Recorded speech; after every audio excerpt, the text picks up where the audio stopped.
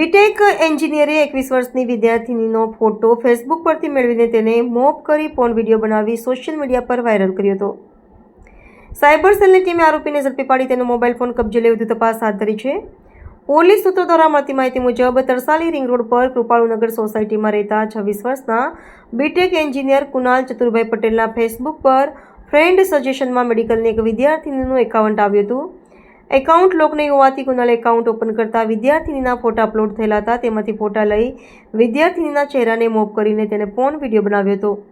તે વિડીયો આરોપીએ social media પર અપલોડ કર્યો હતો. આ વિડીયો વિદ્યાર્થિનીની બેનપણીના ધ્યાન આવતા તેણે વિદ્યાર્થિનીને જાણ કરી હતી. આ અંગે સાયબર સેલ યુનિટ વડોદરા ખાતે ફરિયાદ નોંધાવતા પોલીસે ગુનો દાખલ કર્યો હતો. સાયબર સેલના પીઆઈ જેડી પરમારે આ અંગે ટેકનિકલ સોર્સ અને હ્યુમન સોર્સના આધારે તપાસ કરતા આરોપી કુણાલ પટેલ ઝડપાઈ ગયો હતો. કુણાલ અને વિદ્યાર્થીની વચ્ચેની કોઈ મિત્રતા કે ઓળખાણ નથી, તેમ છતાંય તેને આવું કૃત્ય કર્યું હોય પોલીસે વધુ તપાસ હાથ ધરી છે. પોલીસે તેનો મોબાઈલ ફોન કબજે લઈ એફએસએલમાં તપાસ માટે મોકલી આપ્યો છે. તેમજ સોશિયલ મીડિયા પર અપલોડ થયેલો વિદ્યાર્થીનીનો વિડીયો ડિલીટ કરાવ્યો હતો.